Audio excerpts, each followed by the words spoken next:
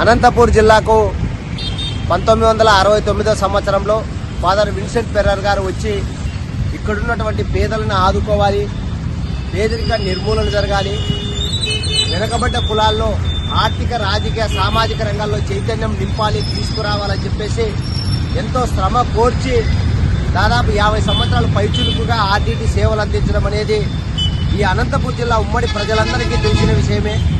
మరి అటువంటి ఆర్డీటీ ఈరోజు అనంతపూర్ జిల్లాకు అందకుండా దూరమయ్యే పరిస్థితి కూడా కనిపిస్తుందని చెప్పేసి ఉమ్మడి జిల్లాలోని ఎస్సీ, ఎస్టీ, బీసీ, మైనార్టీ వర్గాలతో పాటు పేద ప్రజలు అనేటోళ్ళు అందరూ కూడా బాధపడుతున్నటువంటి సందర్భాన్ని కూడా గుర్తు చేసుకుంటున్నాం.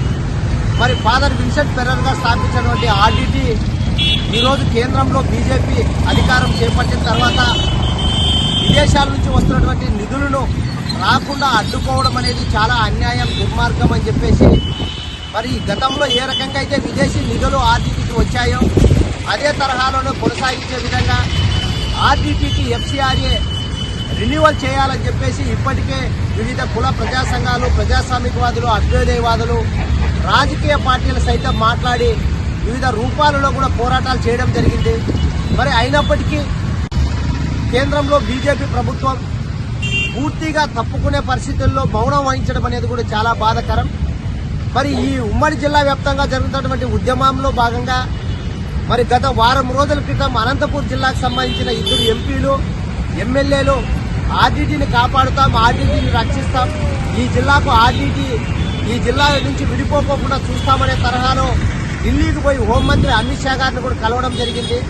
మరి కలిసిన తర్వాత అమిత్ షా గారికి ఈ ఎంపీలు, ఎమ్మెల్యేలు ఏం చెప్పారు, మరి అమిత్ షా గారు తిరిగి ఏం చెప్పారు అనేది ఇంతవరకు పోయి వచ్చినటువంటి ఎంపీలు, ఎమ్మెల్యేలు మాట్లాడకుండా మౌనంగా ఉండడం అనేది కూడా ఒక రకంగా మాకు అనుమానాలకు తావిస్తుంది. మరి నిజంగా మీరు ఆర్డీటీ కోసమే పోయారా, లేదంటే వేరే ఇతరత్ర పనుల మీద పోయారా అనేటువంటి ప్రశ్న కూడా మాలో రేకెత్తిస్తుంది. ఎందుకు ఇలా చెప్పాల్సి వస్తుందంటే 10 రోజులు కావస్తుంది మీరు ఢిల్లీకి పోయి వచ్చిన తర్వాత ఇప్పటి వరకు మీరు ఏ ప్రెస్ మీట్ పెట్టి కానీ లేకుంటే ఏదో చిన్నపాటి సమావేశం ద్వారా కానీ కొంత సమాచారం అయినా ఆర్డీటీ గురించి మీరు ఏం మాట్లాడినారు, వాళ్ళు ఏం చెప్పినారని చెప్పకపోవడం వెనుక ఎందుకు మీరు అంత మౌనంగా ఉంటున్నారని చెప్పేసి కూడా మేము ఆర్డీటీ పరిరక్షణ చేసే ఆధ్వర్యంలో అడుగుతున్నాం. మరి అలాగే ఎంపీలు, ఎమ్మెల్యేలు పోయిన రోజు నుంచి తిరిగి వచ్చే వరకు సోషల్ మీడియాలో విపరీతమైనటువంటి ప్రచారాలు చేసుకోవడం, మరి ప్రధాన పత్రికల్లో మొదటి పేజీల్లోనూ పెద్ద పెద్ద అక్షరాలతో ఆర్డీటీ కోసమే వచ్చామని చెప్పేసి కూడా రాయడం కూడా జరిగింది. మరి ఇవన్నీ జరిగిందంతా ఒక రకమైతే మరి జరిగిన విషయాన్ని ఎందుకు మీరు విశదీకరించి అక్కడ జరిగినటువంటి వాస్తవాల్ని ఈ ఉమ్మడి జిల్లా ప్రజలకు తెలియజేయలేకుంటున్నారనేది కూడా మాకు అనుమానం కలిగి ఈరోజు ఫాదర్ విన్సెంట్ ఫెర్రర్ విగ్రహం దగ్గరే మిమ్మల్ని ప్రశ్నించడం జరుగుతుంది. మరి ఎమ్మెల్యేలు, ఎంపీలు ఇప్పటికైనా మీరు పోయిన తర్వాత మీరు పోయి మాట్లాడిండేది ఏమి, వాళ్ళు చెప్పిండేది ఏమి అనేది మాకు స్పష్టంగా 1-2 రోజుల్లో మీరు ప్రెస్ మీట్ ద్వారా కానీ లేకుంటే సోషల్ మీడియా ద్వారా కానీ సమాచారం తెలియజేయాలని చెప్పేసి కూడా మేము తెలియజేస్తున్నాం. లేని పక్షంలో ఈ అనంతపూర్ జిల్లాలో ఉన్నటువంటి 2 ఎంపీ ఇళ్ల దగ్గరికి ఆర్డీటీ పరిరక్షణ చేసే ఆధ్వర్యంలో మీ ఇళ్ల దాకైనా వస్తాం.